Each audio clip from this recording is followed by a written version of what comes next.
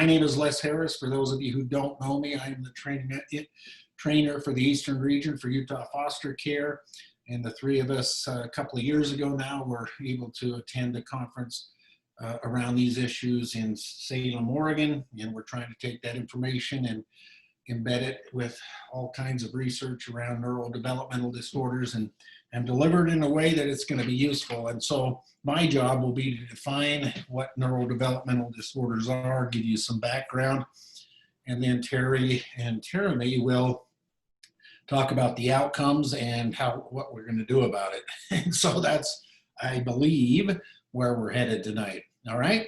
So without further ado, I know you're seeing on the screen a reference to our kids doing the damnedest things. And I think it occurred to us that one of the most, at least for me, one of the most common questions that I heard from parents working with kids that are struggling is, my kid's doing the damnedest thing.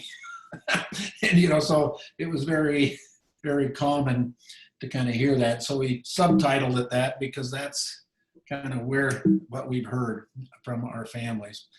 All right. And when we found out what damndest means, it really applied.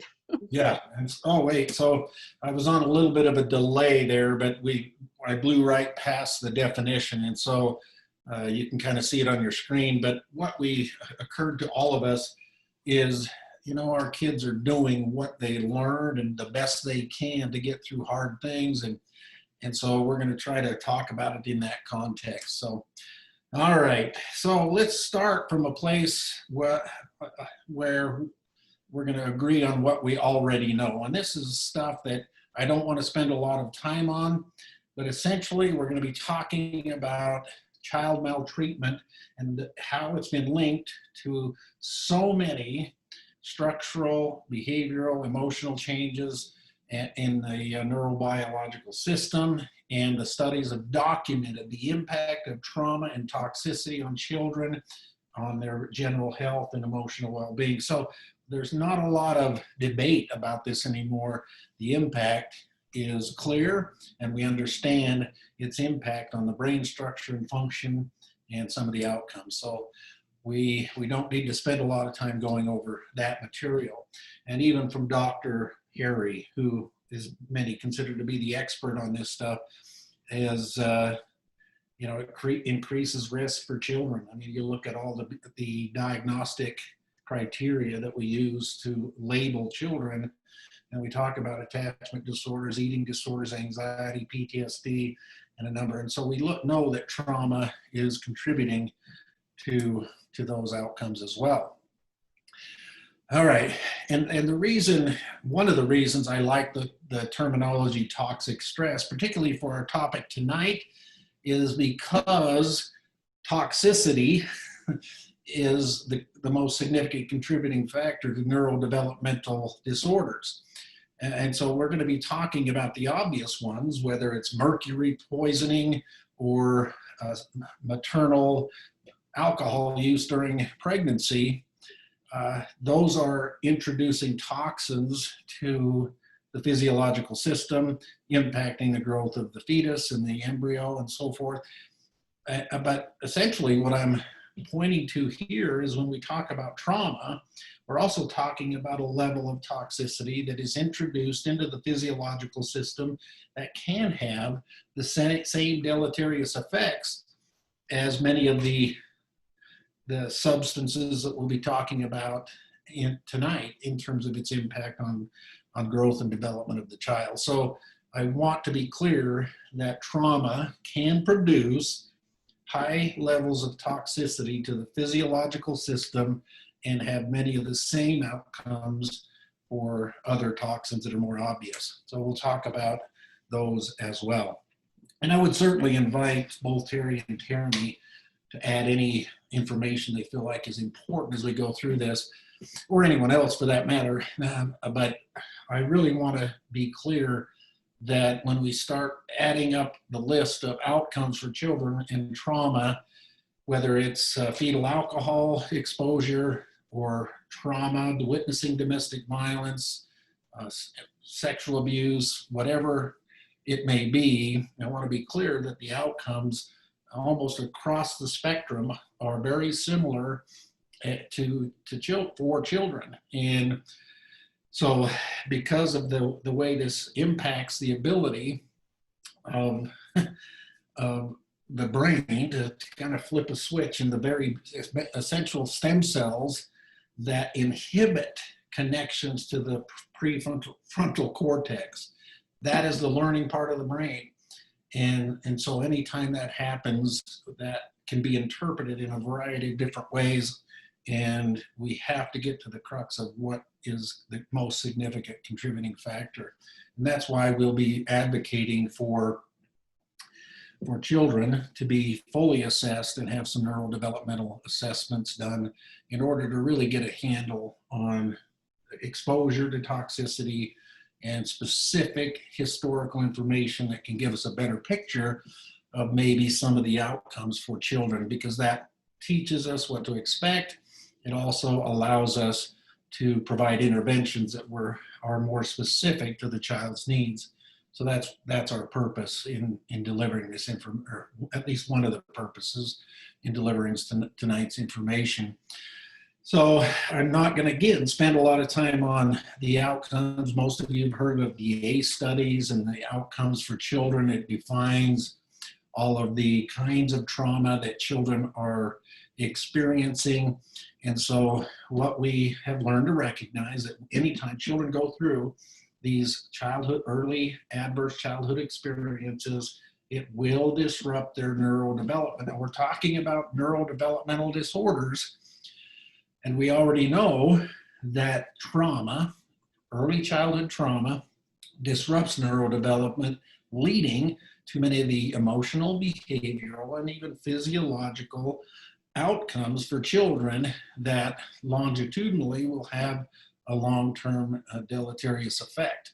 And so I think those are things that we have to recognize, because we can't point at the population of children in foster care and try to explain behaviors without taking a broader look at all of the events in their lives, including trauma, but also including exposure to levels of toxins because of parental behaviors. So that's kind of where we're headed with this. So I'm not going to spend a lot of time, because I think we understand trauma, we understand the impact of trauma, but let's get specifically to defining some of the neurodevelopmental disorders. And the most obvious one that comes to mind is fetal alcohol spectrum. But if you look at the list, you're going to recognize that there's a broad range of neurodevelopmental disorders. And I think one that I omitted that I probably shouldn't have is, oh, now I forgot. Have you ever done that? You had it in your head and then you forgot. But sensory processing disorder, I think, should also be included along in this list. So you can see that we're not just talking about fetal alcohol here, that when we look at the list, that there are many explanations, if you will, for why a child may be exhibiting certain kinds of behaviors and emotional outcomes. If we look at the list, so if we drew a list of all the outcomes that children experience because of those adverse childhood experiences, the list is shared by almost every disorder. If you can say ADHD or PTSD or fetal alcohol, there's so many components that are shared from that list of outcomes for children. And that's why it's hard to distinguish sometimes exactly what kind of outcome we're working with, and why it's so critical for our families to not only understand it, but get the right assessments in order to assure that you're getting the services the child needs. So I don't know if there's any questions about that. The Minamata disease is one that almost every time I do this, people, what is Minamata disease? And essentially that's a central nervous system disorder caused by exposure to mercury. So just so you're aware, if anyone was thinking about that one. All right, And so these are the common neurointoxicants that we encounter when we're working with a population of parents whose children are ending up in foster and adoptive care. Now, we're shifting away from just the broader understanding of neurodevelopmental delays, and we're moving right to what are the outcomes for parents who are exposing their child directly to known neurointoxicants, and how does that impact the child? So I'm not going to read those to you. You can kind of see that most of those are very common, but these are some of the more common ones, and of course alcohol leading the list, because that typically seems to have the most significant outcomes on fetal development. And it's well researched, it's well understood in terms of long-term outcomes for prenatal exposure to alcohol, while the jury is still out on a number of the others in terms of its long-term effects. We do know that exposure to these neurointoxicants still are having an impact, but we still don't have the research that says it's doing near the damage that alcohol exposure is. So that's an interesting concept that and it probably just takes more research and more studies around these issues. So, I mean, if you look at drugs in general, we know that there are malformations. And one of the things that gets lost in this information is we often look at drugs and say, well, those are the illicit or illegal drugs that parents are using during pregnancy. And the truth is that there are so many prescription medications that probably are even more harmful, perhaps, than some of the illegal drugs that parents are using. And so with the advent of opioid use and a lot of the drugs that are legally prescribed, what we're finding is those neurointoxicants are having an impact on the child in ways that we probably are just starting to figure out. So the abnormal growth and neurotransmitters, we're talking about low birth weights and a lot of different things that our children are exposed to, particularly nicotine exposure, and that can contribute. And we already know that there's a lot of cautions about mothers smoking during pregnancy for that reason, and some others. Although then we get to marijuana, and there's not a lot of research that says there's any kind of significant restrictions on fetal growth. So, I mean, there's still a lot of studies to be done, I think, more longitudinally to give us a better picture. But for now, we just don't have the research that says some of these other drugs are causing the long-term effects like alcohol does. Opiate and stimulant exposure are associated with low birth weight, and but again, the literature still remains relatively limited on those things. So nicotine, again, there are some more serious outcomes with facial clefts and things like that. Abnormalities in orientation and autonomic regulation. For those are maybe words that you may not understand. Orientation is kind of the child's ability to kind of sense time, place, date, or surroundings in a more significant way. And autonomic regulation is the brain's ability to kind of respond to the environment automatically and things like that. So that's some of the definitions, and kind of seems like I'm just whizzing through this stuff so I can give Terri and Terumi some time, and I don't want to take up the whole night. You're going to get bored of me, I think, so we'll keep going. And so when we talk about, so marijuana is one of those drugs that is becoming more widely accepted. It's being legalized all over the country. More and more people, I don't know that more people are using it, but the people who used it are doing it more openly and frequently. And so there's still a lot of fear about what are the long-term outcomes. And right now, we don't see that there's been an association with fetal growth or malformation of the fetus. And those neonatal abstinence symptoms have not been observed. So in other words, once the child is born, they're not necessarily exhibiting some kind of withdrawal from substances as you see with opioids, or particularly with stimulants like methamphetamines. And so I'm wondering if, as we have legalized marijuana in a number of places, if the studies will increase. Alcohol has always been a legal substance, so we can do a theoretical study on it without problems. It's hard to call people in to do a study on an illegal substance and have it meritable. Yeah, and I think there's a lot of arguments to be made that now that we're starting to see that the barriers to the studies themselves are being removed. That is, who's going to want to admit, first of all, when it's illegal that I'm using a substance, and if I'm part of a study, does that mean I get turned in? I'm going to be arrested, and I mean that's all part of it. So I think we're going to get some better studies associated with marijuana use, and maybe this will change over time, but for now, not seeing profound effect on fetal development for now. And again, that could change. And I think it could change with a lot of these substances. And interestingly enough, there's clear studies on the effects of some of our legal prescribed medications on fetal growth. And that's why our what do you call a baby doctor again? Pediatrician? Yeah, there it is. So on our pediatricians are not prescribing those medications during pregnancy because they know of the impact on fetal development.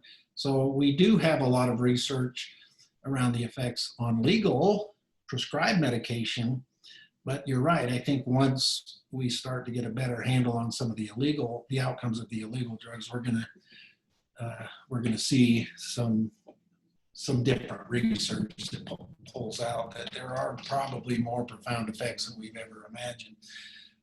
So you'll see primarily with opioids that that neonatal abstinence syndrome, which is essentially the child going through the withdrawals from no longer having the drug introduced to their system. So that's one of the main ones. You'll see that with methamphetamines as well. And that's one of the biggest, probably one of the biggest reasons kids are ending up in foster care, is because parents are either using, being arrested, being pulled over, or they're using in front of the children, or the mother during the birth process tests positive for methamphetamines, and directly after birth, the child is actually exhibiting the withdrawal symptoms. And for anyone that knows anything about the withdrawals of methamphetamines, it can be pretty nasty. And I've worked with a number of people who have done that, and it's one of the worst experiences. And they kind of have the context in which to put this experience in, where the infant is simply experiencing it clearly without the context to understand what's happening to them. So Les, this is actually what happened to my oldest son. And we met him in the hospital. He had heroin in his system at birth and went through withdrawal for 2 weeks. Yeah. And that inconsolable crying, they gave him a pacifier to try and calm him down. And in the NICU, those pacifiers are round. Oh. And he sucked that pacifier so hard he rubbed off the end of his own nose. Oh my God. Trying to calm down. Yeah. And witnessing that firsthand, witnessing what they call mild tremors. Mild's the wrong adjective. It is heartbreaking to watch happen. Yeah, and if you look at the list of drugs that people use, and in terms of withdrawal, perhaps there's none worse than opioids or heroin withdrawals. And I mean, most people that I've worked with that have talked about their experiences in having to go through the cessation of use talk about how the hell, if you will, that they went through when they had to stop using heroin. And I can't imagine an infant. I mean, it just breaks my heart to think that they're suffering what these adults are describing, again, with with no ability to self-regulate. I mean, that is heartbreaking. So, and by the way, how's he doing now? How old is he now? He is 20 now. And I mean, how's he doing overall? We're still working. We're 1 credit away from graduating from high school. He would like to go on to college, but he needs to finish high school first. Okay, so we're getting there. We're getting there. Yeah, good. I always like to hear that. So, we're able to hold a job. We're able to interact with others, and in a lot of ways, very typical, but there's some obvious deficits, and that's part of something that I'll be talking about later, that challenges that we've had to work through. Yeah, and I think that we have to accept, and this is perhaps the broader discussion, that when and we're going to be talking about fetal alcohol, but anytime a child is exposed to some degree of toxicity in utero, we have to accept that those are going to produce negative outcomes for them. Some can be mild and some can be profound. And I think what that translates to are the social, emotional, cognitive, learning deficits, and even physical conditions that can inhibit their ability to function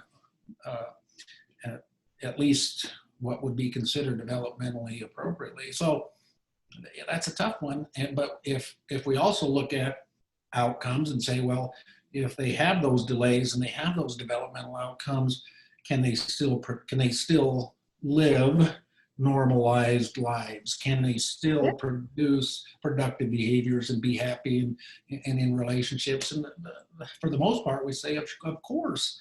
If you look at your son, maybe he didn't graduate at 18 or 19 like your average adolescent, but if he's only a year or two, we'll say, behind his peers, having been exposed to such a high degree of toxicity, can't we look at that and say that's success for that child? I mean, I think we have absolutely. to.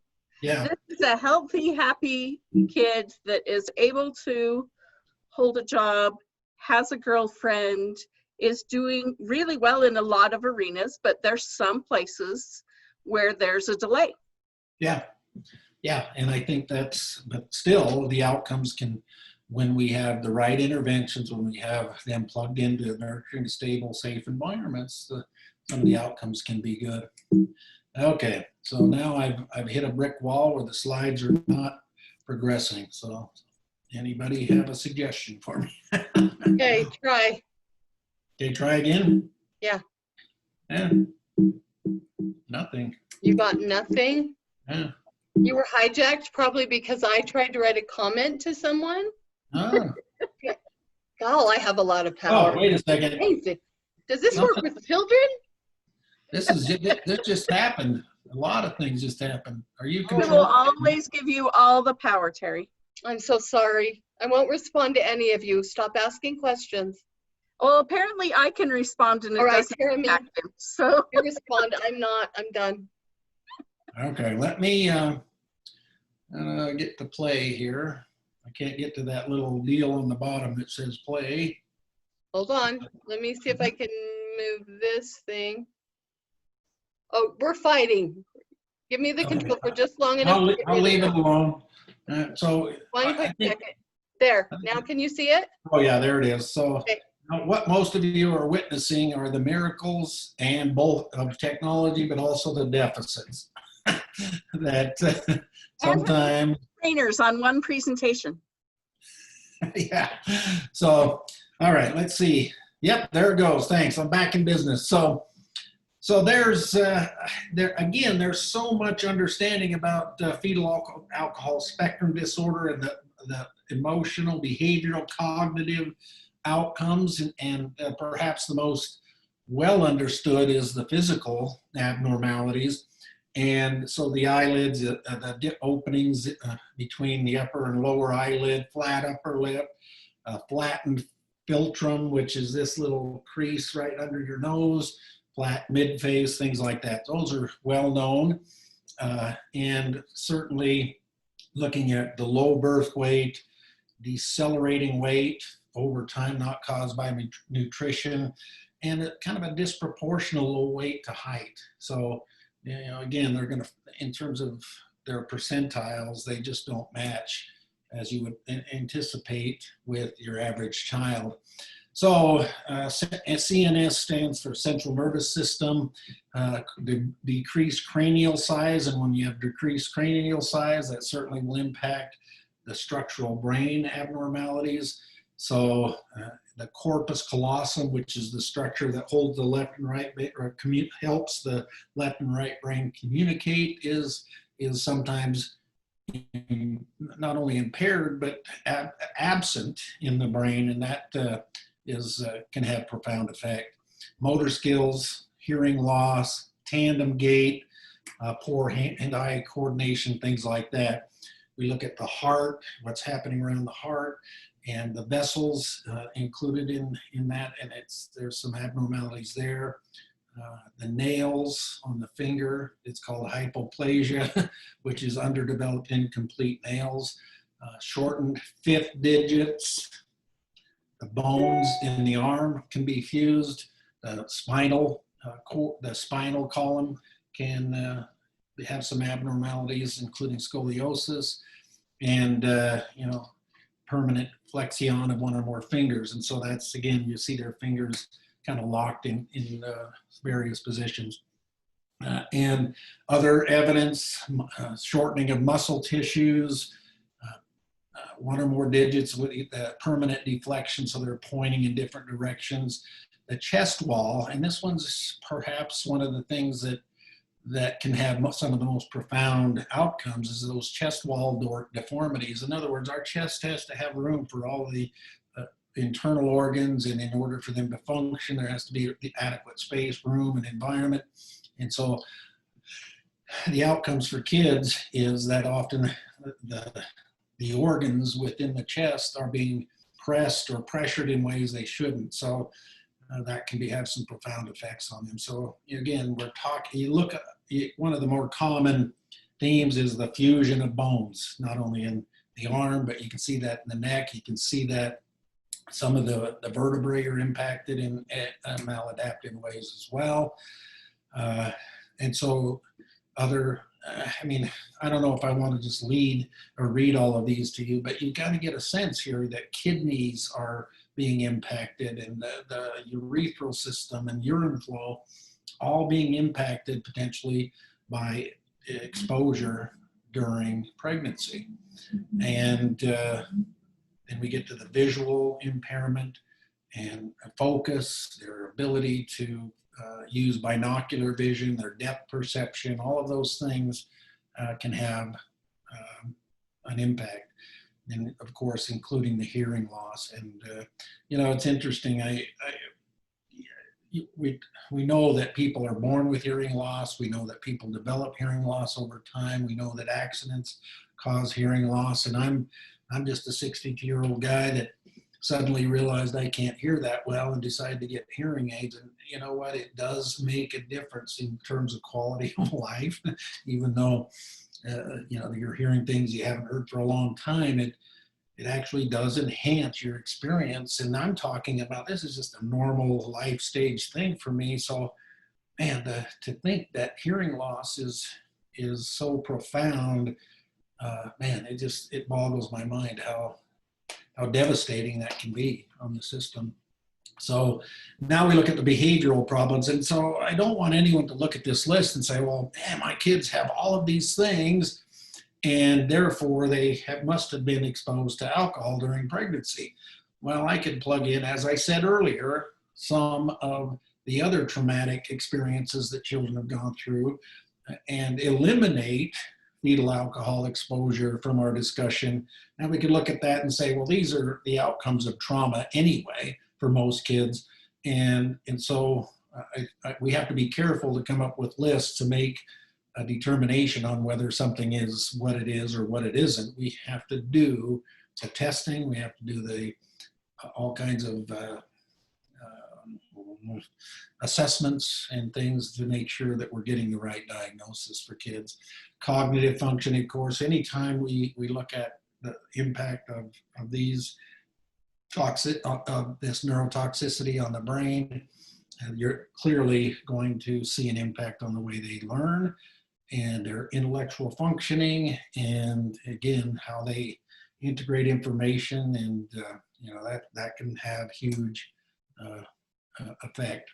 Language, as I said, is one of the more common outcomes, but if you look at, again, there's no long-term studies, and this is one of the things that I keep coming back to that currently indicate the long-term outcomes from opioids, stimulants, marijuana, methamphetamine exposure, to show that there are those subtle language delays, except in the case of cocaine exposure.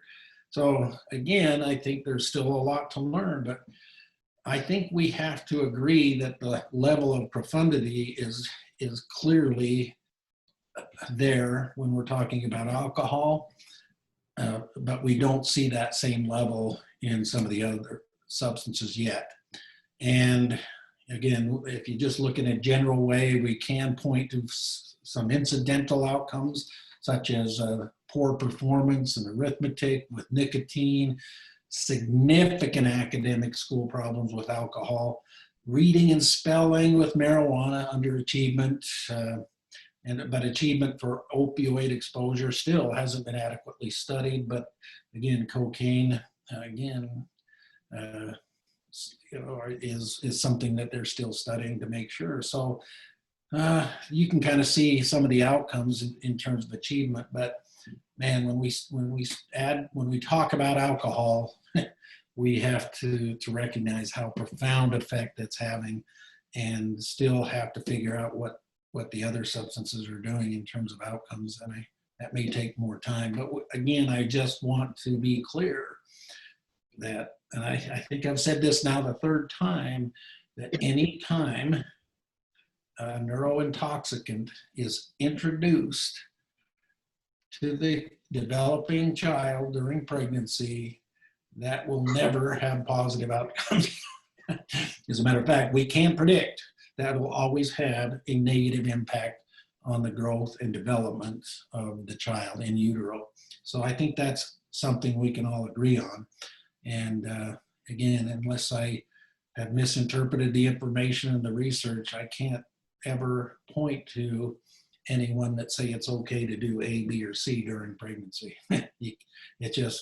You stay away from things that can have a damaging effect on fetal growth. So again, if you look at some of the outcomes, neonatal withdrawal, I've already talked about. Methamphetamine exposure, again, it's limited. No association with those congenital anomalies or long-term effects. So I think I've said those things, and I think that's probably as much as I need to give you in terms of background and information about the neurointoxicants and their effect on kids. So I think it's time to either decide if there's any questions right now, or should we just continue to go with the rest of the presentation? I want to comment on one thing. As we learned about this material, most of what we were learning about was about executive functioning and behaviors and the central nervous system. And while I read through all the other slides about other ways that the rest of the body is impacted, depending on when the child was exposed in utero, it didn't click for me for quite a while. And then I kind of went, oh, well, duh, all of the hearing problems that my son is having, that we had 2 sets of tubes by the time we were 2, that he wears glasses, that he struggled in school, that actually might all be connected. They're not just these weird anomalous things that are happening to this one poor child. There might actually be a connection between all of it. Yeah. And I felt so silly that had never struck me. But the reality is, depending on when the drugs were used during the pregnancy, all of that could very well be part and parcel. of what's going on in the bigger picture. Right. Okay, Terumi, or excuse me, Terry, I relinquish control of the slides, so whoever next gets to take over. I'm ready to roll. We will be using fewer big words in my section, but we're going to be talking about the brain nonetheless, and how it is the powerhouse of our body that supplies and takes care of every choice and decision that we make. And we find that with our children, they are so often overloaded. They trip those breakers, if you will, and we see it in their function, in the way that they are literally just in a survival mode so often. I know that that's probably been experiences even today for some of you that you've had with your kids. But if we think about the brain and how many decisions we have to make just in a day, over 200 decisions based on food alone. Now, for a lot of us, we're not going to put a lot of cognitive thought process into that, but for a child who's managing a large variety of other neurodevelopmental issues, that can be a really big deal, especially if over the course of the day there's going to be 35,000 choices that they have to make. And so we have to be able to track this information. So who's going to do it better than an executive? Your executive function, which is responsible for making sense of the information that literally comes into your brain. They organize it. They, meaning your brain. I'm acting like there's little men up there. First by organizing that information, and then they act upon that information as it comes in. Was there a comment? No? So the command center has two jobs, which is to executively control what is emotional for us, but also to create working memory and to make that function. There's a lot of different things that have to happen. And every single day, we hope that we've had rest, we wake up renewed, and the power grid is supposed to be full so that we can manage the tasks that are about to come forth in our day, including those 35,000 decisions.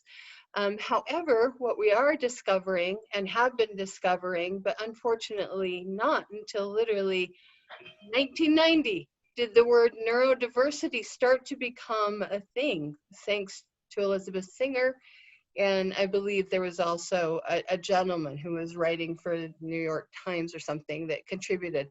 But the resources and demands on the brain's function just are not the same for each of us, not the same for each of us in this event. So that becomes an important piece to talk about. How does that interplay then on the ability to reach that frontal cortex, that lobe that does the natural commands that make us look like we're in control, that we're thinking, that we are managing our emotional well-being, that we have flexibility in the way we perceive things. So here they are, the 8 executive functions. Just so you know what that frontal lobe is in charge of: the impulse control, helping the child think before they act, emotional control, so that they can have some opportunity to be in check of their very own feelings, flexible thinking, allowing a child to adjust to the unexpected, working memory. Are you starting to get a list here of things you're going, oh boy, we're offline here? Helping a child keep information in mind, self-monitoring, allowing a child to monitor and evaluate how they're doing emotionally, planning and prioritizing, the ability to take the information, the goal, and create a plan in order to achieve that goal, task initiation, to take action and even get started on the goal, and then organization so that they can track the things physically and mentally that they need to accomplish. That's a lot of things that we're doing in a day in that executive function. And my guess is some of you are like, whoa, I've got some kids that really struggle with that ability to monitor and evaluate their own emotions, or to prioritize their day, or just to be organized, or to even put a stop to the next emotional feeling they're having. So it's not uncommon for that to be the case based on the reality that we have other things that have taken frontal control of their life, which means that when we have weak areas in our brain, we have to diminish the power from that executive function in an effort to pursue, to support those perceived greater needs. And I say perceived because sometimes it is about our anxiety, it is about our perception and the filter by which we have been fed the world's information. And sometimes it's not about perception, it is genetic. It is many of the things that have affected us that Les has just talked about. So what does that look like? When we understand that a child who is stuck in a survival pattern, they're going to always use that power for that survival. That's because that's what survival means, right? I do not make it if I cannot use the most important functionality to keep that going. And so it's going to desert, if you will, the executive function's power and move it over to what they feel is more critical or what their body is telling them needs to happen. Now, it's important for us to realize that a lot of our children, and I've heard over the years, people say, oh, this kid's smarter than they let on. And I'm like, oh, this child has an incredible capacity to live in a society that demands they function, and they will do everything to send off the message to their peers and others that I can make it. I'm street smart. I got this. But the level of energy that they are putting into that skill is extensive. It is absolutely diminishing so many other critical needs that the rest of us are like, this kid's offline. This kid can't keep track of their own business. They can't maintain their emotions. They can't follow through on the goals. They can't get up in the morning. They don't know what time it is. So what does that power source look like then when it's drained? And my words, again, not big, a hot mess. That's what it is. It's a hot mess. You've experienced it, some of you already today. Really, it's perceived danger or threat of danger to the sympathetic nervous system, which diverts that power to the amygdala, the big word that we have talked about to incredible extent with all of you. And it's going to shuttle that power to your body to protect it. That is its job. And in order to keep the body protected, holy cow, the list of things that has to accomplish are huge. And I will talk about that. So under that duress, with that limited power, we look very different. We look very different as individuals. I'm always hoping that those of us who maybe don't have neurodeficits might stop just a minute and think of a moment or two when we did. Like mine was 15 minutes before we started and I could not get the secondary screen to come up and had to call John in. And I could not remember my password to sign into Teams so he could come in and remote. Could not remember it. He drove in because I couldn't remember it, because all I was thinking about was this. That was a clear example just for me tonight of the limited power that I was able to access while my brain was already in thought process of, I'm about to present with two of the most brilliant people I know, and I'm a hot mess. I'm a hot mess. So can you tell the difference in your child when their lower brain is in charge? Do you see it? Do you recognize it? That this is distress without resolution. This is not manipulation. This is not when I refer to, sometimes we have children who are manipulating and they're using that more thoughtful brain, and we have to go with the government's theory, which is we do not pay for hostages. You can't negotiate with a terrorist when they're in that thought process. But the truth is, most of the time, our children's lower brain is in a space where they cannot find resolution to their distress. So it's important for us to think, then what's going on? Well, I told you a minute ago that that brain has now said that the body has got to shift into gear that says all hands on deck, literally. Let's prepare for war. There's a distress signal sent, and often that signal is sent by the very nature that this child's perceptions of the world in front of them don't make sense. And that in itself is the stress that can be released to the adrenal glands and send out all of those things that help protect us. And they're amazing hormones, norepinephrine, cortisol. Those kinds of things are there on purpose to help us fight when we are truly in trouble. They protect our heart. They send fat to go around your vital organs so that you can prepare for a true battle. We're going to send blood flow to your arms because you're about to do a fight. That means there won't be a lot of blood flow to your brain, possibly, because you are gearing up for what really is a very powerful chemical message that tells us you need to be in the crux of preparing to have a problem occur. And so while this body is doing everything it can to prevent inflammation and regulate its metabolism to get ready for war and all the things that it should do for that perception, it's not able to read and write and sit still and memorize and make sense of the 31 other voices sitting next to them in class because the diversion of energy is so extensive just to keep in this survival mode. So what happens when we have a downed power source? We see an increase in behavior because we can't reach the frontal cortex. They're overstimulated. And that frustration and shutdown means we're looking at agitation and escalation, anxiety, misconduct. You start naming them. You've got a lot of words for this. What do we call this? I've got an obsessive compulsive kid. I've got a kid with conduct disorder. That's what this stuff starts to look like. Not that those aren't real disorders, but these are the outcomes of a brain that cannot be shifted back up to the frontal cortex and start doing what the healthiest of us do, which is manage the places in our brain that are overstimulated and help access those that are understimulated and give them what they need. It's a gift that you have that ability.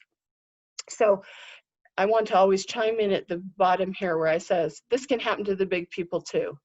I'm a huge proponent of the reality that we employ, recruit, train intelligent, capable foster parents who end up looking like a hot mess often because this is hard work.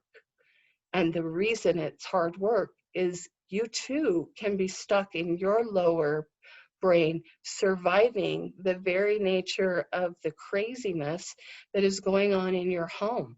So when we talk about doing our damndest, I think of you too, that you're carrying on, you're doing everything you can, but sometimes you're not at your full power, you're not thinking your best, you're not slowing down your emotional cues, you're not putting a halt to some of that because you too have joined the making of craziness that can go on in a home when we aren't in our white space. So if you've ever had the opportunity to listen to Liz talk about attachment, she teaches us about the two I'm trying to think what we would call that. The two interpretations of attachment, one that we absolutely want to follow, which comes from a stance of fear and support and giving options, and the other, which is about claiming the power back from a naughty child. Well, here we go.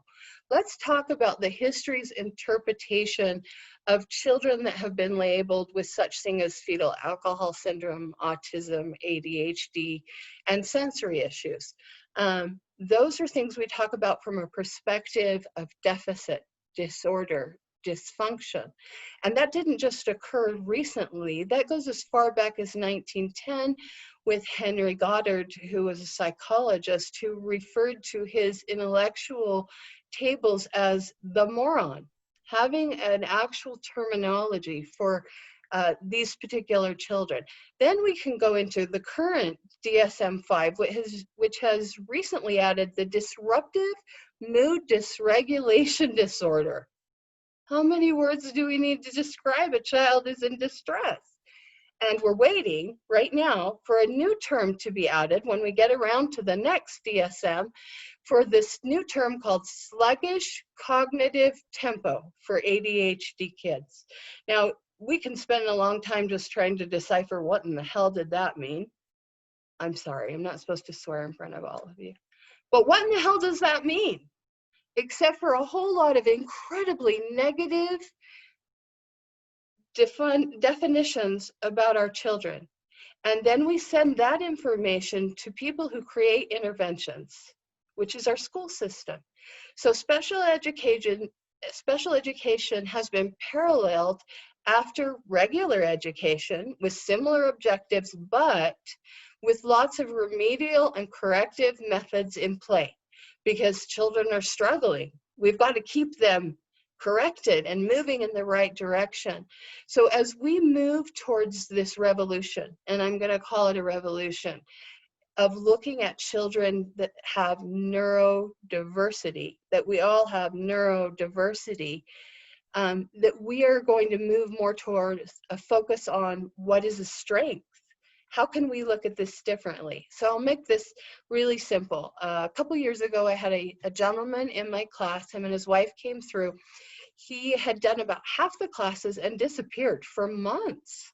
And when he came back, he walked in my front door with a long stick and a pair of glasses. And he said, Terri, I went in, had some eye problems, and literally, they told me I was going blind. So I've spent the last several months up in, I think he said Murray, but somewhere in the Salt Lake Valley, going to classes to literally learn how I was going to live without my eyesight. And I said, oh my gosh, tell me more. He goes, well, I'll tell you what, when I was done, one of the tests I had to do was to get on a saw and move through a piece of wood without my sight. I said, are you kidding me? He goes, it was amazing. I learned so much about the other senses in my body and what I was capable of. And I thought about that. I thought, and we're celebrating. We are celebrating this man's capacity to overcome something that we might call a disorder, a deficit, a dysfunction. But now we're celebrating that, and we're saying, and he's looked for ways to survive in the system that he must live in. He's a hero. He was my hero at that moment. But we don't stop and think about that when we talk about our children who have fetal alcohol, autism, ADHD, sensory processing issues, that they too are about to go on the journey of rediscovering how they're going to live in a world that doesn't offer a rule book for them to play by. And frankly, doesn't have a class where you learn to cut wood. It just doesn't. We send them into special education and tell them to mind their P's and Q's and figure it out. So we've defined some new things called workarounds, ways that students can manage their assignments and other academic or non-academic challenges without letting what might be a disability get in the way.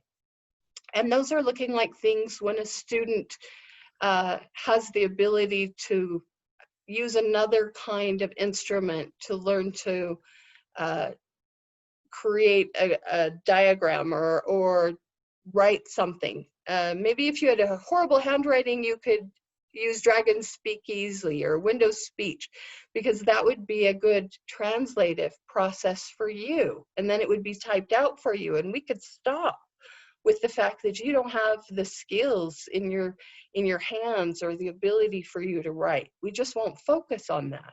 Or if a child had ADHD, we would work with the fact that their lack of concentration meant that they needed to be able to move around, fidget, stand up, make an ergonomic classroom, wiggle, give them a stability ball to sit on or bouncy band to kick at their feet, standing desks. This is not that difficult to go back to what do you need instead of just stop needing.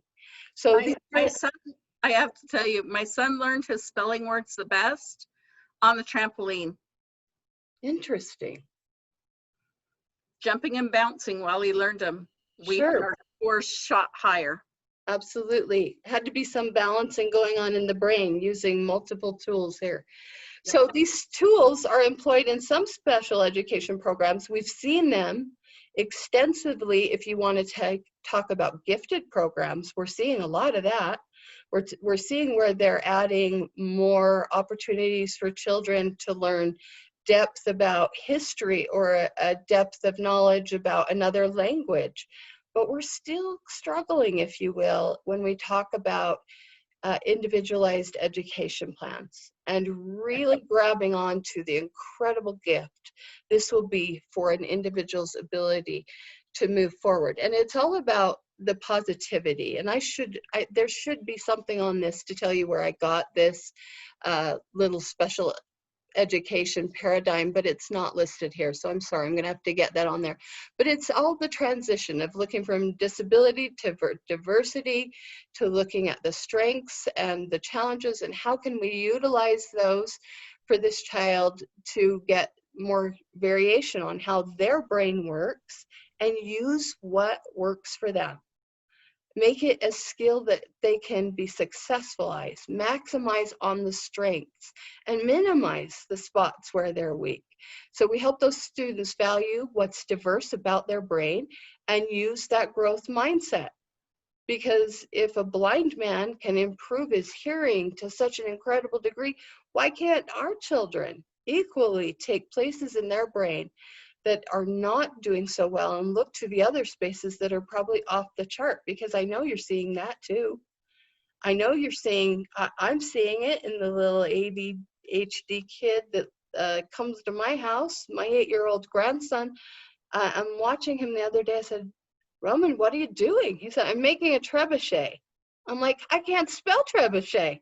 What do you mean you're making a trebuchet? And he had figured out how to do it. That was the concentration. That was the incredible gift he has of being so fascinated and interested in something that he'll sit in a 103-degree day and dig in the ground because he's certain he's going to find a Tyrannosaurus full skeleton in the backyard, and then he's going to move our entire family to Hawaii because he got to go to Hawaii last year. So that focus, given a gift at that moment, is like, what can't he do if we look at it from that perspective? So speaking of perceptions, how's yours? How are you interpreting? How have you driven your interventions simply based on the way you interpret what you're seeing in your child? If you perceive them as defiant or their actions as willful, then your response is going to be motivated differently than it would be if you perceive that behavior as something that is a deficit in a skill or an expectation that won't be met here but could be met in another way. And what could we do to help achieve that? So simply stated, we say, my child can't instead of my child won't. And it will shift for you. Your interpretation does drive your intervention. So we have to look differently at our children if we want to respond differently to them. And then I always want to give a caveat because said 8-year-old, his mother has decided to take him off his ADHD meds for the summer to see how he does. And when I dropped him off at his mom's work, their air conditioner had broke. So he came to grandma's for a few hours this morning. And she said, how was it? And I stopped myself and I said, well, for a neurodiverse child, he did exactly what he was supposed to. But I'm going to have to work on my neurodiversity because I sucked. I wasn't good. I was like, stop, Roman. You haven't heard a word I've said, Roman. I didn't pull out any new skills.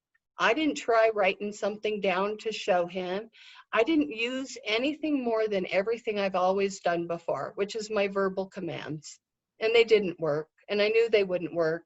And I was frustrated with me. So at the end of the day, when I dropped that kid off, I couldn't say a thing about him doing exactly what he knew how to do.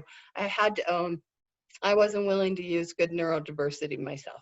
So he was great. And I left him with a Slurpee because that's what you get when you leave your kid with grandma. They get a big old Slurpee before they go home to their mom. She said, thanks, we're going grocery shopping. I appreciate that. So remember, your meaning depends upon the key of interpretation. How is my child seeing their classroom, their assignment, this new environment, the one at home where you've been learning. How's the day gone for my child? And how's it been for me? And are my expectations unreasonable? How many skills are being required right now? And the hint that there's more than you could possibly know is very true, especially for a child who is using a lot of brain power to survive a room full of other children who continually touch him, talk, interrupt, and he's tired and worn down. So can we improve on that environment? Even in our homes, the lighting, the sound, the creature comforts. When I say creature, because this creature has very different comforts than my idea of what a comfort is. I don't want a 40-pound blanket on me in the summer, but he does. That's a creature comfort. So we do what works for him. Does this interaction with this child differ at 9 a.m., just before lunch, after lunch, later in the day? Are you marking that down? Are you tracking that? Can you see where your child's day starts to be railroaded down the wrong track? And how does that feel for them before they make the adjustment, or after lunch, or after a nap? Do you see a different kid? We should be noting those kinds of little things. So what might be consuming their power? And we say KISS because they say keep it simple, smarty. We're going to go with smarty. I think it's supposed to be stupid, but we're on a whole nother thought today, right? So keep it simple. Look at the basics. How's sleep? Are they sleeping? What have they eaten today? Did they leave house on a donut? Water consumption. How much? That's huge. Medications. Are they stabilized? Are they utilizing right amounts? There's a reason it's practicing medicine, right? We don't always get it right. How's their mental health?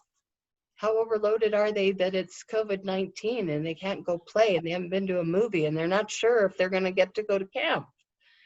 How's their trauma history? What have they already experienced? What are their sensory issues? How's their basic motor function? These are some simple things we can look at and say, could those things be impacting this kid today while he's out playing softball in 100 degrees? So if we look at home where we can front load literal cognitive supports, we're doing some pretty amazing things in advance. We plan ahead, we consider where in their executive function they might struggle, and what do we do when those challenges arise. We add power. First of all, we add power. We say, go take a nap, or how about just rest in your room for 20 minutes, or how about a snack? And I'm not talking about a bunch of fishy crackers. This ain't an eating class, but considering the way children eat, we really should be giving them what we call a meal all throughout the day. Here's a bowl of grapes, here's some cheese, here's a real sandwich. That's a snack, because we want them to get back online. So we can add the power and the resources to help recreate some of that function that we're seeing diminished in this child throughout the day. And when we can help them practice the skills ahead of time, magic can happen. That happens for all of us. If we practice a skill ahead of time, we can pull it up when it's necessary. So also, I want to say something about reducing our expectations sometimes. It's okay for us to remember that learning is all around us. It doesn't always come in front of a computer, 40 questions at a time. Maybe one of my favorite things that Nate Sheets said that has really stuck with me was stop at success. Because nobody wants to keep working till they're in tears. Tomorrow night when you say time for math, what are you going to meet? But if you got to 4 problems and high-fived and they were excited, tomorrow math time might look better. So stop at success. It's okay. I'm giving you permission. You advocate for your kid. You say, sorry, we're not doing 40. We're going to do 4, and they're going to be phenomenal. And I'm hoping for 5 tomorrow. So we can be more proactive in moving in a direction that brings our child towards success. Alternative thinking comes from breakdown. I'm looking at my time. I've got a few minutes, I think. Am I close? You're good. Okay. Every advancement has been on the heels of knowing what's not working. That means your next incredible opportunity is bedtime. or any other fabulous moment I know you're going to have tonight or tomorrow, when you're going to see a nuclear meltdown and go, okay, this is it. This is what Terri talked about. This is the good thing. I get to take this tough moment and look at it as opportunity for catabolic change. I'm going to break this down. What am I looking at? Did I not give this child enough warning that they needed to put away their Legos? Are they so beyond tired we should have put our jammies on 45 minutes ago? We're going to start looking at this, and we get to start adjusting, because that's what information comes from a breakdown. What do we do next? How does change occur? Now, change doesn't go very well if you do try to implement it during breakdown. I know you've experienced this where you said, let's reboot right now. What did I tell you? It's 8:15. You had 15 minutes to get your jammies on. Wrong time, wrong time. Take the alternative thinking opportunity, break it down in your mind, and tomorrow, in a healthy moment, say, whoa, yesterday, bedtime. Whoa, that was rough. I wonder if we got jammies on earlier and you had longer to play, you'd do better. Give them opportunity to assess and be part of the adjusting process. They love that. And then this, considerations. Could I be projecting fears that are not in the here and now? Your child not getting out of bed this morning and being 2 hours to school late does not mean they're going to end up in prison, or they're not going to live to breed, or they're going to fail at everything in their life and they'll never hold down a job. But we're pretty good at that. We have the ability to look at these children and go, holy cannoli, this kid is really struggling. And so we project, okay, they didn't get out of bed right now. What can we do about that? Just stay there. Stay in that moment. Don't worry about the next 40 years. We have a lot of time to work on that. When we project all of that historical need that we have for them, it doesn't really work right now. Plus, your kid could care less if they live to breed right now. They're not thinking about prison or college. It's not on their forefront. They just want to get done in time to get to Minecraft. That's the most important job. So do it. What do we got to do to get to Minecraft? Quit worrying about gel. It'll come later. I mean, no, it won't. No, gel will never come. Okay. So remember, their natural calibration is, and this is a quote I got last night as I listened to a TED Talk that left me kind of crying, from an Elizabeth Wicklander. She discovered in her 30s that she was autistic. And it was revolutionary for her. As she has gone on, she plays for the Philharmonic, she's a cellist, and it was an amazing thing. But she says this, it wasn't the bullying and the teasing that hurt the most, but the eroding misunderstandings that dominated most of my relationships closest to me. Body signals that were misread, words that were completely misinterpreted. Years wondering what was wrong with me. In a world with a rule book, a child deserves a copy in their language to make sense of their perceptions and compare the unique notes from their experiences with those of others. When we empower them, when we tell them, this is what's happening in your brain, this is what isn't working for you, this is what is working, we give them power in their world. It's not bad that we have anxiety. It's not bad that we have ADD. It's not bad that we came from a place where we have fetal alcohol syndrome. But the more knowledge we have about what that has done in our brain gives us power to be in charge. And that, I think, is pretty powerful. So create renewable energy for your kids. It is a renewable resource through sleep, eating, simple things, getting a drink, more glucose, and the brain heals through relationship and connection. It's the greatest tool of all. Everything I hear from all of the greatest experts, all their studies, everything they think they're going to learn from science, and it always comes down to the same thing, relationship and connection. So, I'm going to say, Bessel van der Kolk, and I mess up his name quite frequently. I'm listening to him and he's saying, you know, we're finding that the meds, they're not necessarily doing it, but yoga works. I'm like, are you serious? He said, yeah, and you want to know what else? Chanting. We don't do that much anymore. People singing in unison. They do it in the military. But he says there's something incredible about when we say, okay, the brain doesn't have to do all the work, because guess what? It's stored a lot of those pains in the body. It's making the body suffer, sending all of those hormones to take care of the trauma. Why don't we heal the body first? Let's do some yoga. Let's dance. Let's sing together. That's something you guys can do. That's pretty awesome. So do that for them, because it will heal both their brain and their body, and it will be better for you in your relationship, and it'll be better in their relationship with themselves if they can control those body's emotions. So again, most powerful, our brain has the capacity to rewire. The neuroplasticity, it's like skin. It has the ability to regenerate new brain cells and create new perceptions. What a gift. We are not stuck. Okay, so I just jumped right into Terumi's slide, and I think Terumi might have jumped out of the room just for a quick second. So before we move on, do you have any questions for me? Or would you like an apology for me using the word hell? No? Okay, good. I want an apology. You're gonna get it. Too bad. Any question that Les could answer for you? I'm on mute, so I won't be able to respond at this point. Yeah, you sound muted. Why did Terry use the word hell? Because I heard it from you. Oh, you did not. Oh, Beth, I probably did. Terumi's back. I am back. Is Terumi back? I am back.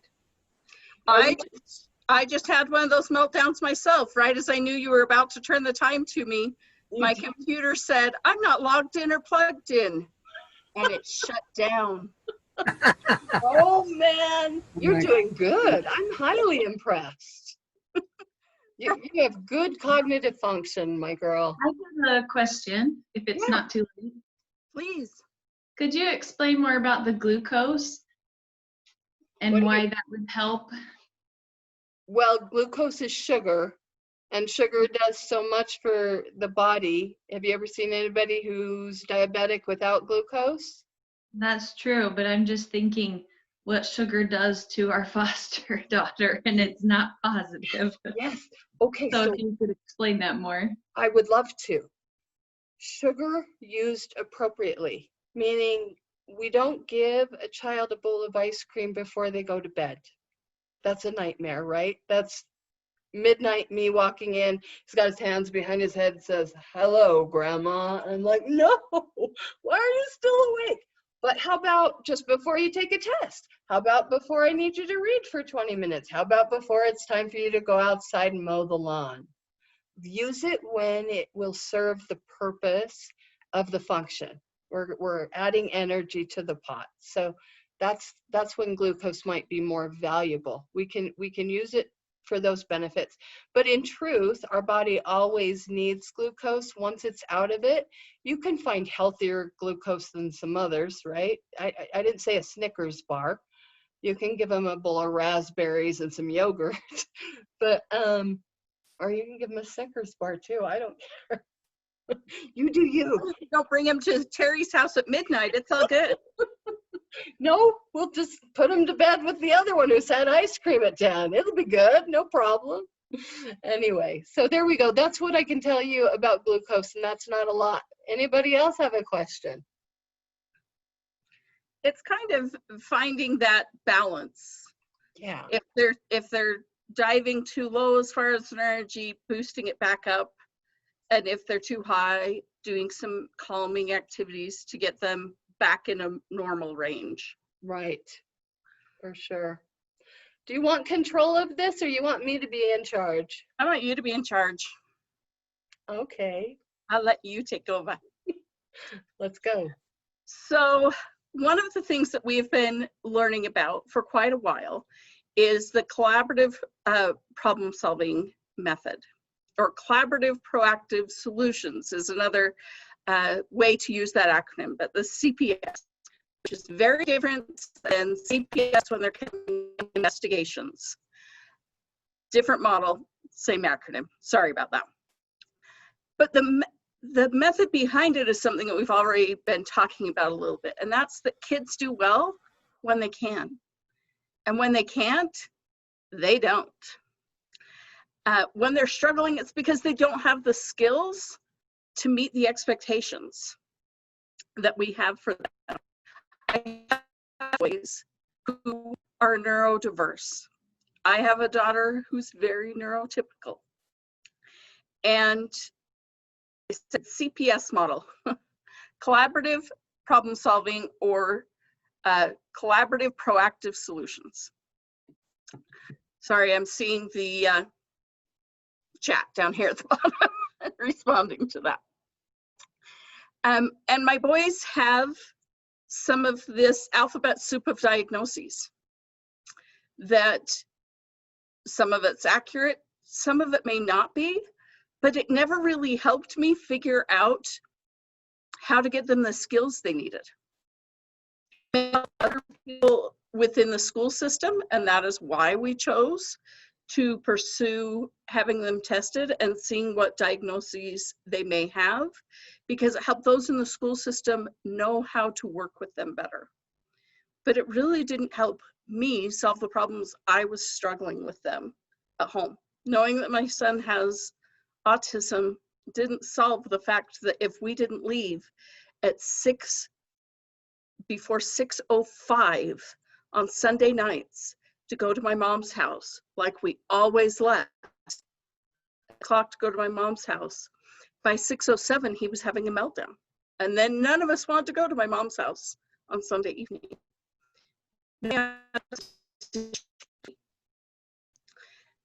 And so I wanted to know, let's look beyond what these labels. Let's look at what I can do to help them and help my boys survive in a world that isn't built to help them. I knew when my oldest son was in 4th grade and he was struggling with anxiety and depression. And he had done well in every class for years until then. And then he couldn't. He just couldn't. He could not figure out the academics. The organization skills went right down the toilet. And there was teachers saying, you've got to get stricter with him, you've got to do this. And I felt so beat up as a parent. I'm doing the best I can. And I watched my son and I thought, so is he. He's actually doing the best he can, given the totality of this situation.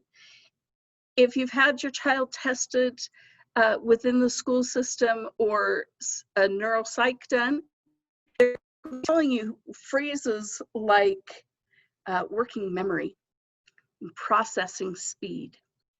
And I had kids. Uh-oh, did she just freeze? Terumi, we may have lost you. We'll give her a second. Looks like we did, huh? We did. That just means Terumi, you're gonna have to keep, Terri, you're gonna have to keep talking. Mm-hmm. Oh, That's gonna lead to some other verbal abuse going on here. all right. Dadgum, she got sideswiped here, talking about collaborative problem solving.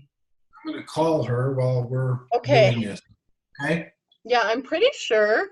Look, I am gonna hijack for just a quick second here, because I think in the very next page, she talks about this, the ALSUP, which are cognitive skills and task lists. And I'm thinking she's going to give you access to that, or has. I don't know if it's in one of those papers you printed. You got it? Awesome. Steve just showed it to me. Of course you have it, Steve. You analytical, amazing human. Oh, look at him. He's foster father of the year too, by the way, in our region. He's so red at this point. Okay, back to the LSAP. This is an awesome tool that you can utilize that I'm sure she's going to talk about to look at these skills and these tasks, and you break down what you're seeing in this child's needs. Each child that you want to do that with, so that you can more quickly remedy what is working and what is not. When we can piece that out, we do better. So, okay. Okay. I'm getting a lot of vocal breakup. Are you getting that too? Are people's voices breaking up? No? No, not too bad. Okay, good. It's pretty clear. I mean, she started breaking up shortly before she froze. Yeah. But that was just that. a minute or two up to that. Okay. All right. What'd she say, Les? Yeah, she's uploading. I guess she's had to move her to a different room. I think something happened in that room, so she should be back shortly. Oh, isn't it ironic that we could talk about cognitive diversity and problems and your whole world could fall apart in the middle of your presentation on such a thing? Well, and I think it speaks to our ability to maintain emotional regulation during period adversity. In other words, this is a good place to panic and start to lose access to our cognitive function and our problem-solving skills. And so here we are, healthy adults, and we're encountering a problem that could certainly be classified as stress-inducing.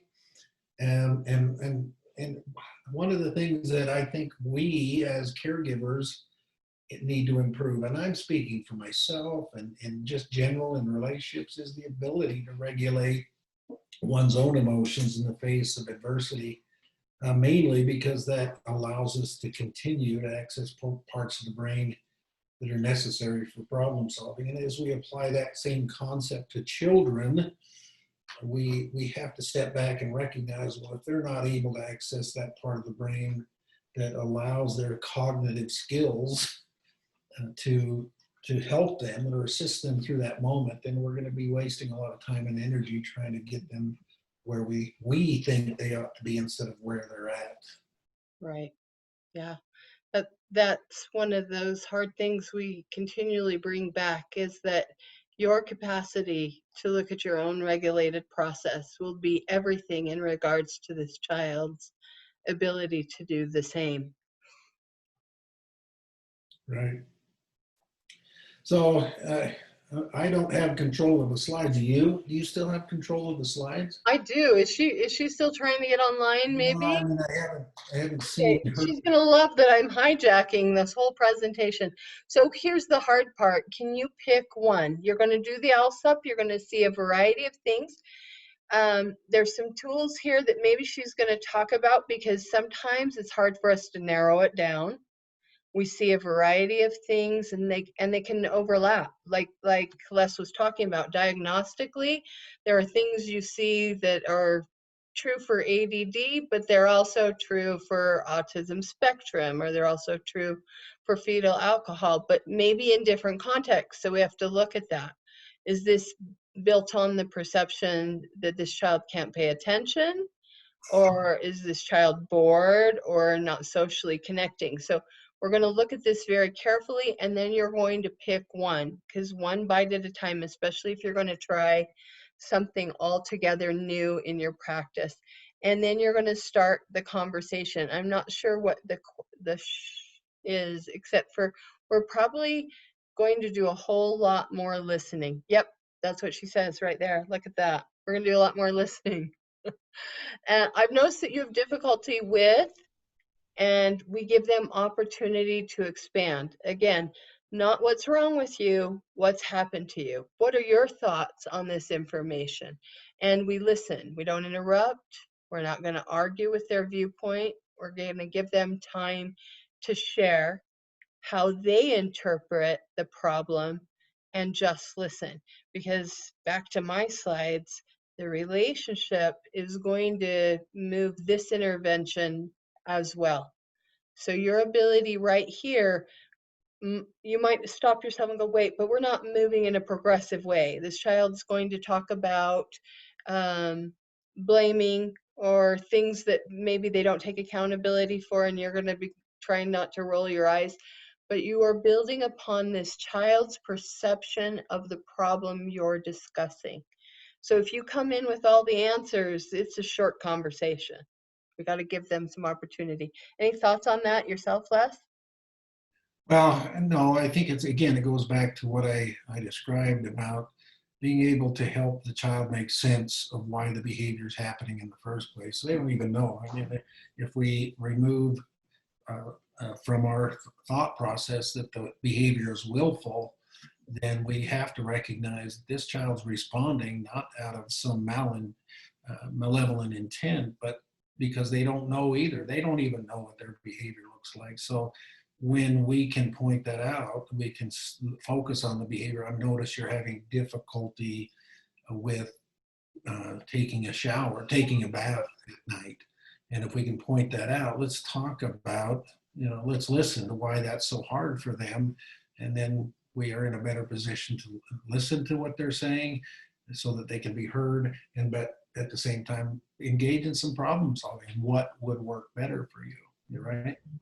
Right. And that's ultimately what we're trying to teach them. Thank you, my dear colleagues. Hello. Oh, back. I just had said LSUP, and I hadn't talked a lot about that.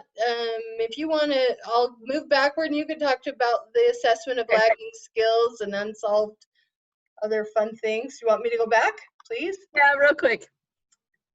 So really, it's trainers do well when they can. When they find the right plugs, I ran through our entire Murray office till I found someone that had the right plug for my laptop. If you look at the handouts that we sent with the Zoom link, you're going to be going over these, and this is part of collaborative proactive solutions is one of them, cognitive skills is the other. If you're anything like me, you have found that with your kids, when the problems come, they're actually pretty predictable. Not at first, and you can't figure out why they can't do some of these pretty basic things, why they're very black and white thinkers, why they can't just get organized. But they can't. If they could, they would, but they don't know how.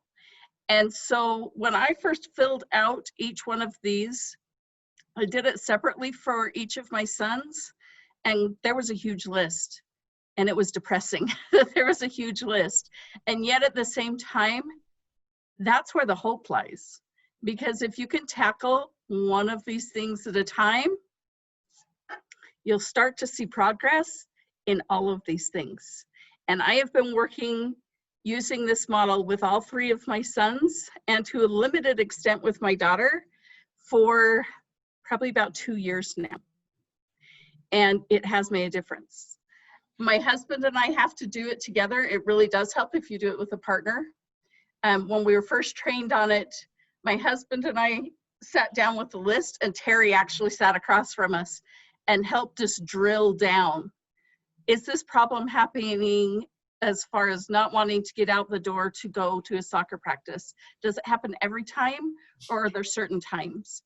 And we learned that we needed to give our son a little more advance notice to things, rather than, hey, hop in the car, we're going to go do this. Let me tell you a little further in advance. And that really helped. If you'll go to the next slide, Terri. And it is hard, because you look at that list and you're like, I'm gonna take it on, and we're gonna do it, and we're gonna do all of it. And you can't take it all on at once, not for your sanity and not for the child's. And so you've got to slow down and bite at a time.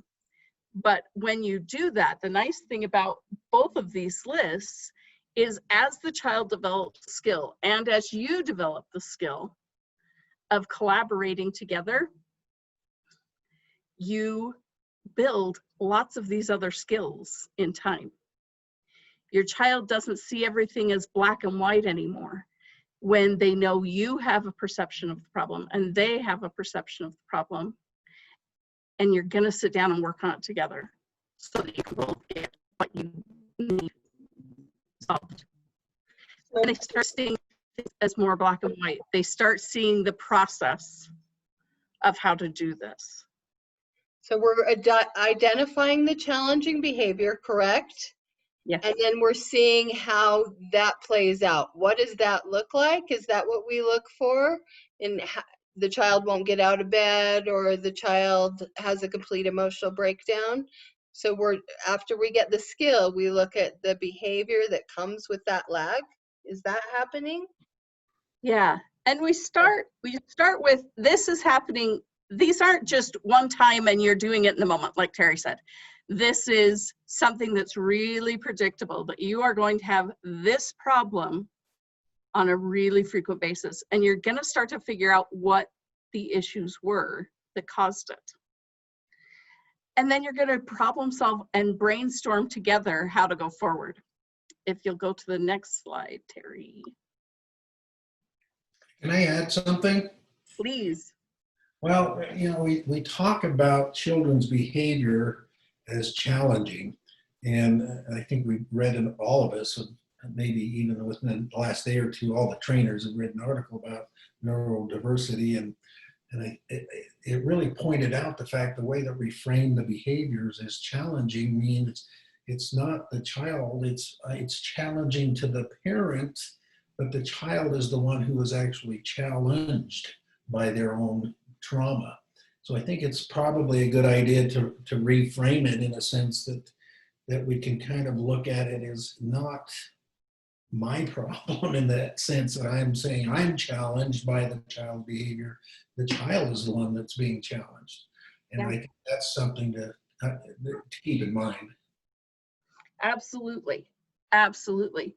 And really, if you're coming at it from, we're going to figure this out together, that makes a big difference. The problem is you're going to start a conversation with your child with one item from one of these two lists. And there's a lot of overlap between the two lists. There's a few things that are different because we talk more about communication styles with the cognitive list rather than just the problem comes is, as adults, we think we already have the answer and we won't listen. Silencing ourselves is the hardest part of this. When my husband and I do this, and I'll be honest, even though I teach that my husband is a man, we're doing this model, especially with our youngest son. But still, he doesn't do it unless I'm there, because I coach my husband through the process. And he will start doing it, and then he will say, oh, wait. And he'll start to jump in, and I coach him to stop and listen, and go from there. I apologize, I'm cutting out. This is not ideal tonight, to be sure. But your ideal. Not my ideal. Not how I planned on tonight going. Give them time. Part of it is they may be struggling with slow processing speed, and they may not have given a lot to think about it. And the hard part is shutting up so that they can have that time. Next slide. Then you get to tell your concerns. And then you have to be quiet again, because you're going to ask the child to come up with a solution that meets both their concern and yours. And typically, they're either going to say, I don't know, or they're going to come up with a solution that meets their need, but not yours. And so you just keep trying. Just keep trying. At some point, you can probably suggest some solutions, and you're going to try out that solution, and you'll see whether or not it works. And then once you're able to find a durable solution to one problem, then you can look at another problem. Hey, we figured out how to make this one work. Let's try another one. I have a concern about this. What's going on for you? And talk it through. Next slide.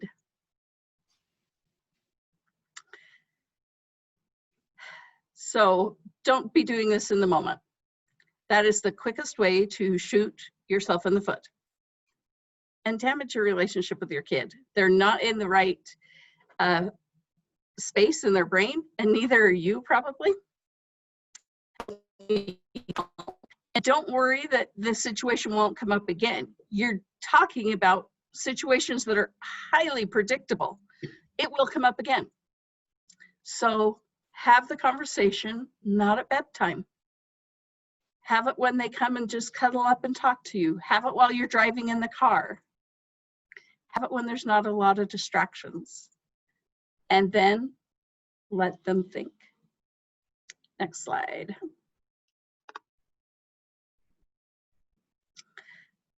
So we know that the prefrontal cortex doesn't fully come online until mid-20s. But we also know, given everything that Les was talking about earlier, this is the part that's most likely impaired in our kids. This is why I knew my 20-year-old at 18 really wasn't ready to move out on his own. He's getting there. He's getting close, but he wasn't ready then. That part of his brain wasn't online yet. I'm starting to see a lot of positive signs about it now that I did 2 years ago. But we need to be not making things really, we need to make them really, really concrete. Reminders of what we agreed on.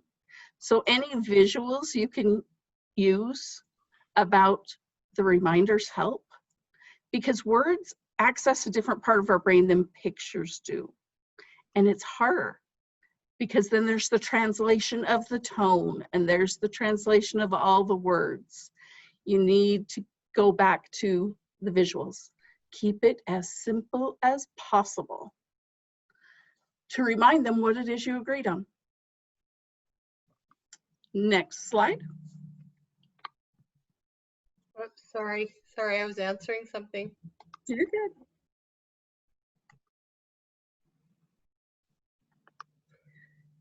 Whoops, did I just go one too far? Yep, back one. There you go. Thank you. You may get some immediate opposition. I knew I do with my sons, and this is hard. If you don't use really kid-like, I see the comment, if you don't use really kid-like pictures, no, it doesn't seem to faze them. And maybe let them create the picture, create the visual, create the reminder so that it's more their speed and they can own it. I have one that would draw amazing artwork beyond those simple icons, but that would help him remember the things that he has to do. It doesn't, if you can do a list, if it can be a picture of a backpack, not clip art of a backpack, of everything you need to take with you as you head out the door, that helps. So that as they're heading out the door, thinking what they're thinking, and mom's saying, hey, remember to grab your backpack and your lunch. Guess what are the two things they're most likely to forget? The backpack and the lunch, because you interrupted with words. They may give you opposition. Don't bite. You don't have to fight. Don't bite. And that's hard. It's hard because we want to say, but you agreed to this. This is what we, no. If you can stay calm and give them the space, they're more likely to follow through on it, because then they don't have to be rebelling against you. And this is one of the hardest parts for me. I really do struggle with the back talk and disrespect that sometimes comes until I can reframe it in, they are in overwhelm right now. And that is what I'm hearing, is they're overwhelmed. And that's a pattern that they've already created to be in, to back talk, right? So we're ignoring it because we're trying to change the condition. Us doing what we always do won't help. Exactly. I can send you off to school in a horrible mood, but I kind of know what your day is going to be like. If I can change things to send you off in a better place, your day is going to go better, and it's going to go better when you get back to me. And so not fighting and disciplining or consequencing the back tack does help it go away. When they see that you're on their side trying to make it work, it does go away. When you are repeating a request, please turn off the TV and come to dinner. Keep saying it the same way. Please turn off the TV and come to get dinner. Don't switch up the order or anything like that, because then they have to think through the order switch, not the request. So keep it the same. Turn off the TV, come to dinner. Turn off the TV, come to dinner. Turn off the TV, come to dinner. Fewer words, fewer commands, and don't pick a fight. That's hard. I know there's times when, just do it my way. It'll be easier for all of us if you do. But that's ratcheting up their anxiety and shutting them down in their brains. And that's not what we're really wanting to do. We want to keep them in that thinking part of their brain. And then reteach and reteach and reteach. And if the solution that you came up with in the end doesn't work, that's okay. Have another conversation, make another conclusion together, and try something else until you find the one that actually works.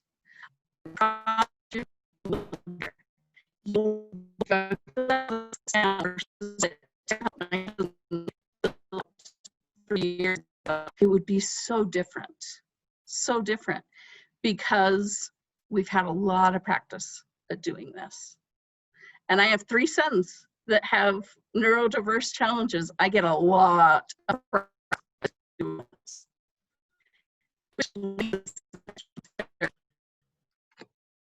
Advance, please. You can't do this if you're not taking care of yourself. I can't do this if I don't get enough sleep. If you're not eating healthy foods, if you're not taking care of your body, if you're not taking a break, doing this on a day-to-day basis will exhaust you. An oxygen mask, so that then you can tackle this work, because this is exhausting work, but it does make a difference. Next slide. Okay, so what questions do you have? How can we help?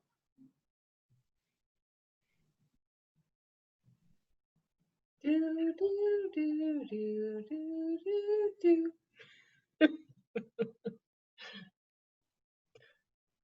Do we have nothing? Okay, I have a question for you. Thank you. Mine are tiny. I have a 4-year-old and an 18-month-old. They are neurodiverse. My husband also has a TBI. I feel like in my house of brain injuries and penises half the time. You know, well, I'm having a hard time with balance between taking care of myself but meeting their needs as well. I have therapists that come in. My 4-year-old flooded my basement. You know, Utah Disaster's been in. He's been very overly stimulated with headphones, you know, because they're drywalling, they're repairing. And now that we're getting to the end of this, it's getting better. But still, I have a hard time feeling like I'm the only one that gets it. And how to work with these children. How do you find time from yourself with all of this? Oh, you really hit a difficult place. It sounds like you feel alone in the process. That's why I say no one understands a special needs mom till you're in it. Right. But it sounds like you also are dealing with a spouse who has his own different perceptions. Right, right. Does he have any amazing insights into what that neurodiversity feels like that might educate us better, educate you better in the helping of children? To him, it looks very different. To him, his role is to go out there and make money and come home. That's how he is supporting the neuro, the children with the neurological needs as well as his own. I've learned more about brain injuries than I've ever wanted to know in the past 8 years. So, when this class came up and then Terumi with her children, and I know one of Terumi's friends, Heather, and she's saying, oh my gosh, you would totally understand this because you've lived this every day of your life with these younger children and therapists coming home and one being very, very sensory needs and then trying to get him to learn. And yes, we're doing visuals and he's up at an ABA center and we're trying to do, if the pre-K works out or not, with him homeschooling and the Kindle flies across the room. To him, it's funny. So I'm trying to adapting everything you say, and there's, and I'm laughing along with this when you have whoa, what's this guy dealing with, or what's these children dealing with, and getting this all down on the board, and it is hell time, when you're doing the bed routine with 2 of them and trying to get their needs taken care of, maybe slipping 15 minutes of personal time before the hubby gets home. I mean, that's what I'm kind of with all of these neuro kids. How do you create that balance? That's my class next month. Okay. Mine will have 3 stars by that, please. No, mine and everybody else's. We feel it. Right. We know that you guys are really struggling. We tell you take care of yourselves and you giggle, Right. When would I do that? When would I do that? And she is right. Wait until you see this next foster roster and you will see how many classes on self-care there are coming up. I totally get it, and then I have people like Corey Tenney that says, hey, Doe's adopted 2 special needs kids. Let's have her mentor, what's out there as far as, early intervention and services and things like this. And I'm over here curled up in a ball sometimes going, ah. But that makes you I'm not the great. expert. I'm sorry. That makes you the expert, right? Because I know, man. you really do have some diverse skills in understanding exactly what is needed. Right. That's the amazing medical. I can set a G tube and an NG tube faster than anything else, and set up a machine and figure all that out. And now we're getting to the part where, okay, these children have to live in this life and they have to cope and they have to learn how to self-regulate and how to get them all out of my bed. You just got to make yourself a sandwich, right? You do, and I do a lot of swinging on the back porch. Go. And really, that's how it started with me. Is I had to calendar myself in, because it was so easy to get caught up in all the other things. Yes, and I noticed that. Part of my planner, I don't have it right here, I'd show you.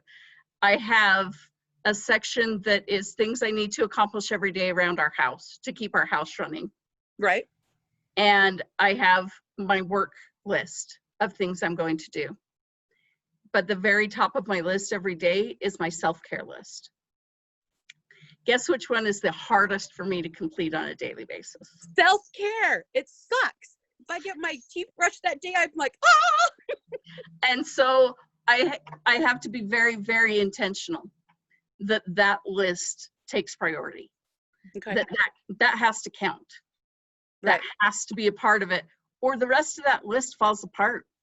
That's what I noticed. When Mama goes down, everybody does.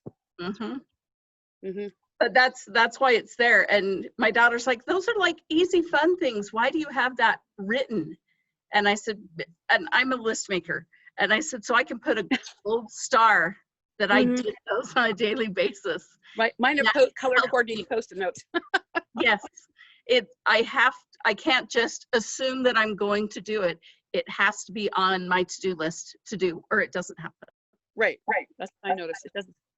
That's such a profound question from a 13-year-old whose life is about self-care, right? Why do you have to write that, Mom? Doesn't that say something about what we do to ourselves as we grow older? Like somehow selflessness is an bad or wrong, or yeah, you're supposed to serve your family. The more selfless we are, the less selfish we are. We've Right. forgotten how critical self-care is. So Yeah, I'm talking to the choir. I know I am. And I've And seen I lots need of things. I saw lots of comments in the chat that were really good ideas as well. Yeah. Okay, I got to get back to chat. Thank you. Mhm. Okay. Anything else? I was just going to ask really fast. So I totally get it. I've had, for the last 2 years, I've had 8 boys in my house with all but 2 of them are diagnosed autistic, and then but those 2 also have other things. So the alphabet. Mhm. But one of the things I was going to ask is I maybe shouldn't right here, but I noticed a lot of the classes are on Wednesday evenings, and that's usually a hard day for me. Is there any way, like, are you guys, I noticed that you're recording this. Is there any way to get the recording so that we can watch it? Like, I would love some great ideas for self-care, because it's, right now my self-care is at 6 a.m. in the morning going out and watering the garden so that it stays alive. Yes, we are trying to record all of them, and they will be up on our website. As webinars, right? Yes. So that you can continue to watch them at the hours that they were available, but in your terms, on your terms. That'd be amazing. And do we still get credit for watching it if we watch it? And Absolutely. Oh, beautiful. Thank you. You bet. Enjoy the garden. Thanks. It's cute. Anyone else? If not, we're going to tell you to do your 3 things to your trainer with your name, what you learned, the title of the class, and we will see that you get credited for attending our 2-hour class tonight. Hey, we're doing pretty great. We're within 4 minutes, folks. So if you have another question, great. If not, feel free to sign off and email your trainer and do 4 minutes of self-care. That's Do you right. hear me? Absolutely. 4 minutes of self-care. Thanks, everybody, for your attendance and your commitment to our kids. Appreciate that. What were the 3 things again? Your name, what you learned? 3 things you learn. 3 things you learn, your name to your regional trainer. There you go. Yep, and then we'll get you credited. And that's all she wrote. Hey, Tina. Everybody, thank you. Okay. Good night. Thanks for joining us.